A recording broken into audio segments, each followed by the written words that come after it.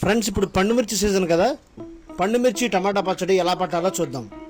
పండుమిర్చి ఎక్కడా డ్యామేజ్ లేని తీసుకోవాలి. మనం నీళ్లతో కడుగుతున్నప్పుడు ఎక్కడా ఇబ్బంది లేకుండా ఉంటుంది. శుభ్రంగా నీళ్లతో కడిగిన పండుమిర్చిని ఈ విధంగా ఆరబెట్టుకోవాలి. పండుమిరపకాయలు తినడం వల్ల రోగనిరోధక శక్తి ఎక్కువగా పెరుగుతుంది. Vitamin A, B, C, beta carotene ఇలా చాలా రకాల ఖనిజాలు ఉన్నాయి. ఆరిపోయిన పండుమిర్చిని ఇలా తొడాలు తీసి చిన్న చిన్న ముక్కలుగా చేసుకోవాలి.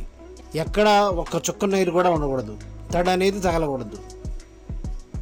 పావు కేజీ పండుమిర్చికి అర కేజీ టమాటాలు తీసుకున్నాం. చూసారా, టమాటాలు ఇలా దోరగా ఉండాలి. శుభ్రంగా కడిగి ఇవి కూడా ఆరబెట్టుకోవాలి. ఒక్కో టమాటాని 8 ముక్కలు చేసుకోవాలి.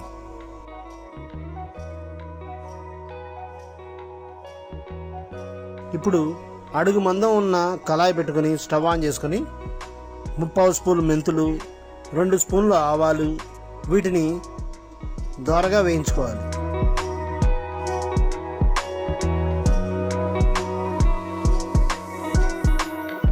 చల్లారిన తర్వాత వేయించిన వాటిని మిక్సీ కొట్టి పౌడర్ చేసుకోవాలి.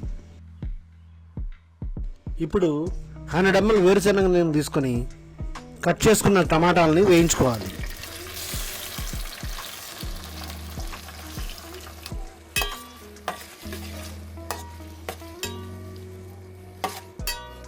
పెద్ద నిమ్మకాయ అంత చింతపండు తీసుకుని గింజలు పీచు లేకుండా శుభ్రం చేసుకోవాలి.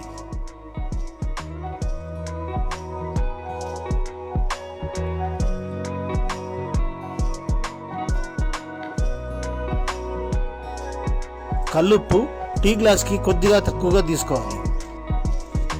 ఇప్పుడు మిక్సీ గిన్నెలో కల్లుప్పుని చింతపండుని బాగా మిక్సీ కొట్టాలి. టమాటా మగ్గిన తర్వాత 1/2 స్పూను పసుపు వేసుకోవాలి. ఇప్పుడు ఉప్పు చింతపండు మిశ్రమంలో 1/4 కిలో పండుమిర్చిని వేసుకొని మిక్సీ కొట్టాలి. పండుమిర్చి మిశ్రమం మరీ పేస్ట్లా కాకుండా ఈ విధంగా ఉంటే బాగుంటుంది. టమాటా దగ్గరికి వచ్చిన తర్వాత ఈ మిశ్రమం మొత్తాన్ని దాంట్లో వేసి కలుపుతూ ఉండాలి.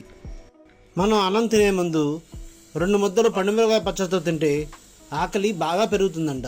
రక్త ప్రసరణ కూడా ఎక్కువగా ఉండి గుండె ఆరోగ్యంగా ఉంటుందని వైద్యులు చెప్తున్నారు. బరువును నియంత్రించడంలో కూడా ఈ పండుమిరపకాయ చాలా బాగా ఉపయోగపడుతుంది. అమెరికాలో జరిగిన కొన్ని పరిశోధనలు పండుమిరపకాయలు తీసుకోవడం వల్ల ఆయుష్ బాగా పెరుగుతుందని చెప్తున్నాయి. పండుమిర్చి తీసుకోవడం వల్ల గుండెపోటు, పక్షవాతం లాంటివి చాలా వరకు తగ్గుతాయని అధ్యయనాల్లో తేలింది. ఒక చిన్న వెల్లుల్లిపాయని కచ్చా పచ్చా చేసి ఆ మిశ్రమంలో యాడ్ చేసుకోవాలి. చివరగా ఆవాలు, మెంతి పౌడర్ని కలపాలి.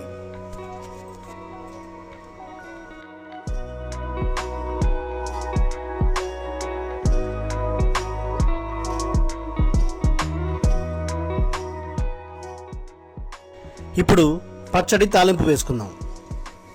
పచ్చెనపప్పు, మినపప్పు, ఆవాలు, ఎండుమిర్చి, కరివేపాకు, కొంచెం ఇంగువ, అలాగే వెల్లుల్లి రెబ్బలు.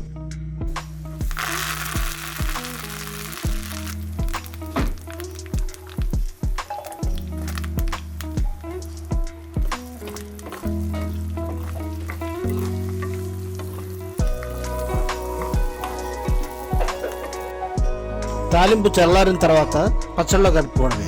పచ్చడి నిల్వ ఉండాలంటే కొద్దిగా ఎక్కువగా నూనె పోసుకొని తాలింపు వేసుకుంటే మంచిది. టమాటా పండుమిర్చి పచ్చడి రెడీ అయిపోయింది.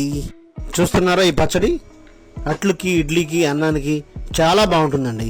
మేము చూపించిన విధంగా పచ్చడిని తయారు చేయండి. ఎలా ఉందో మీ కామెంట్స్ ద్వారా మాకు తెలియజేయండి.